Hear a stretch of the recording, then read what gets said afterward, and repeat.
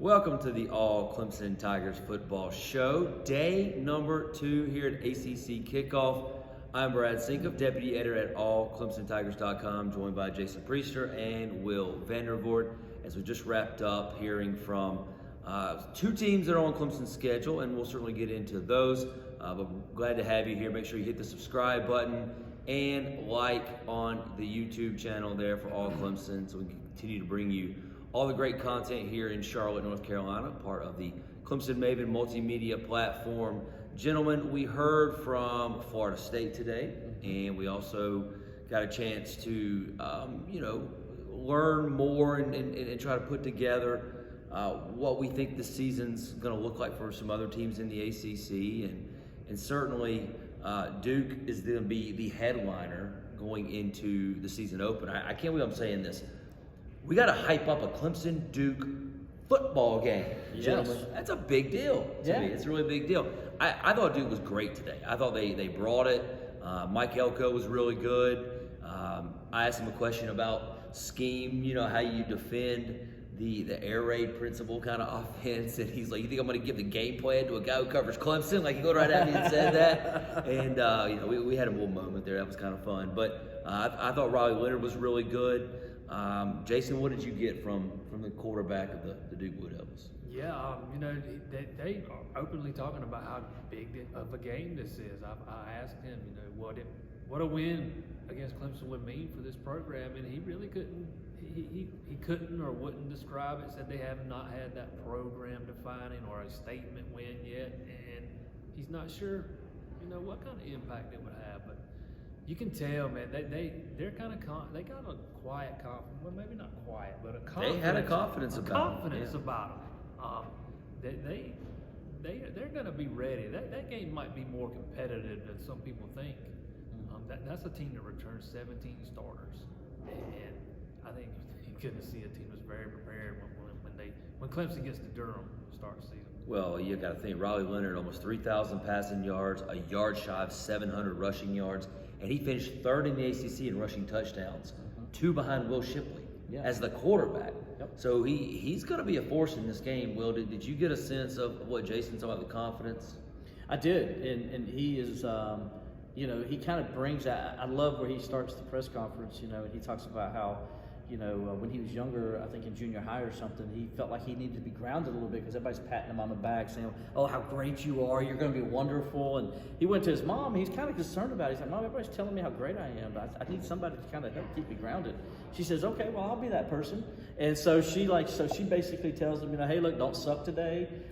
Just make sure you're not making any mistakes." And she kind of gives him the negative spin he does, and it's a tradition now. I kind of like that he starts the press conference off with that story, and it kind of tells a little about who he is and what his attitude is and how he approaches football games. And so, I like that. And then this team, Mike Elko, he was very, when he was in the press conference in there talking to the media, he was very open about, hey, our whole season, preseason, is about this game. We're going to do everything we can. This is, like Jay said, it's a statement game for them. We're putting everything into it. So Clemson's going to get Duke. Clemson gets everybody's best anyway. We know that. We've seen that. They're really going to get Duke's best because this is a very good football team. They went 9-4 last year. I didn't realize this. They're only the 7th team in Duke history to win 9 games. So it doesn't happen often at Duke. They get that 9 wins. They bring 17 starters back from that team, and they got a quarterback who's probably as good as any quarterback in the ACC.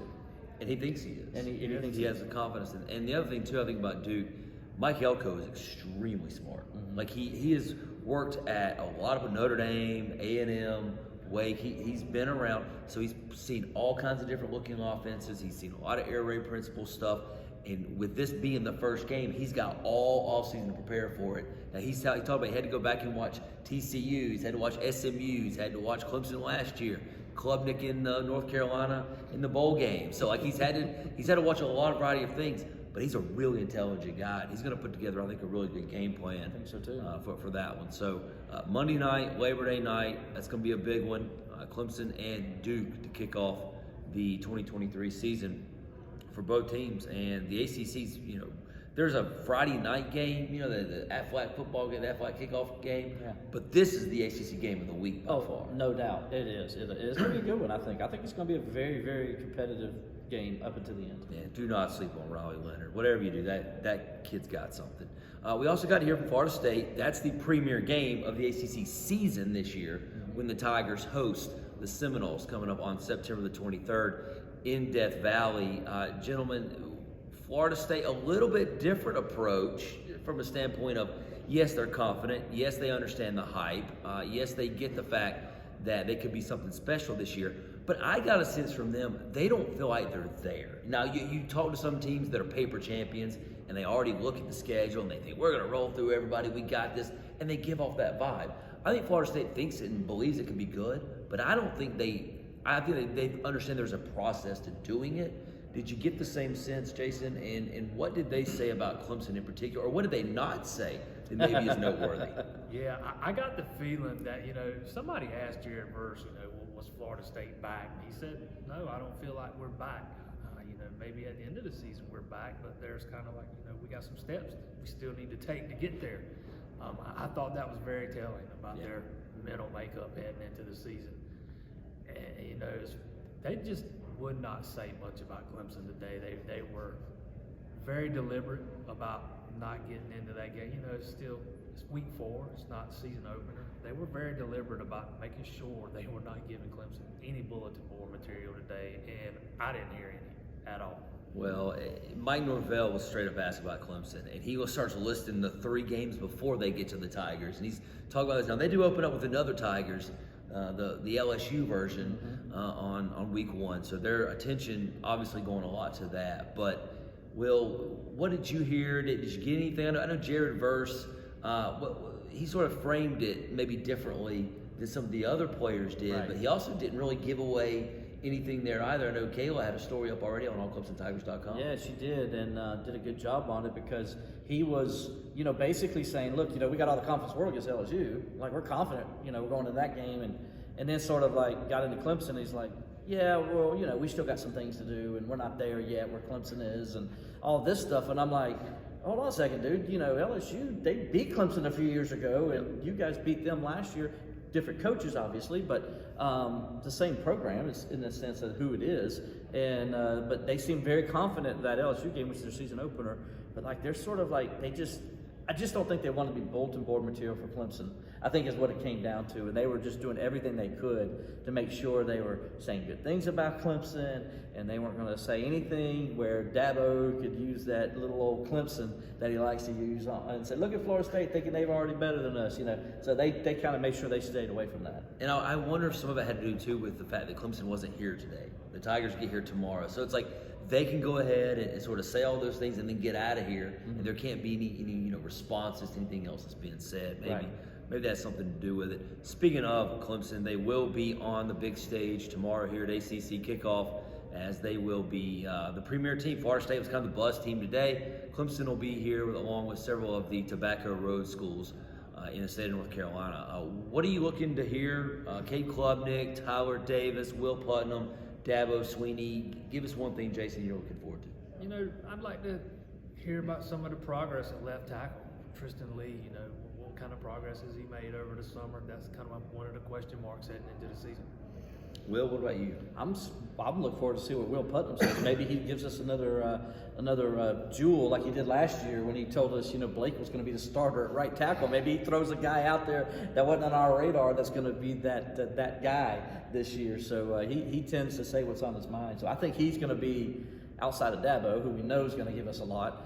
He's the kind of guy that I think to just kind of, he may spill something. I hope he's not watching this. Please, Will, give us something, because we know you can talk, and sometimes we'll spill the beans a little bit.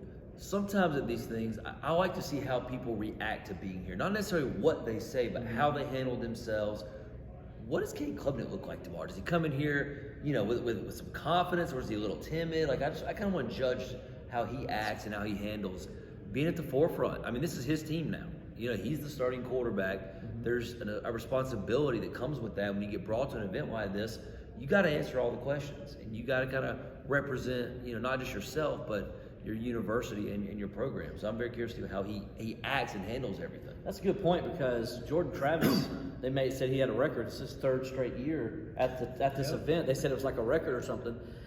And you saw how he handled us. You know, he stayed on note. He didn't say anything that he shouldn't, and he talked about his team and he held himself up well. You know, that's a guy who's done it 3 times, right? So it'd be interesting. It's a different pressure for quarterbacks than it is anybody else. And you're correct. I'm interested to see what he's going to do tomorrow. Yeah, it's going to be real good. And of course, Dabo Swinney will say something that we'll be talking about on tomorrow's edition of All Clemson Tigers Football Show. Make sure you hit that subscribe button, hit the like button. We really appreciate you doing that. And we want to keep you subscribed and get you all the latest news and videos coming from ACC Kickoff. We'll have another one tomorrow to wrap up the final day. We'll let you know what Clemson had to say and what the big standouts were. Plus, talk about some of those tobacco road teams a little bit. Some of those are on, in fact, all of them tomorrow are on Clemson's schedule, correct? That's right. Yeah. Wake, North Carolina State. Yeah. So. Today, Dords wishes he doesn't want Clemson on his schedule, never. So. Well, too bad. They're the constant right now. Yeah. So we'll be discussing all those teams tomorrow. Thanks everybody for joining us. Thanks to Jason and Will and Kayla behind the camera. We certainly appreciate her doing that. We'll talk to you tomorrow.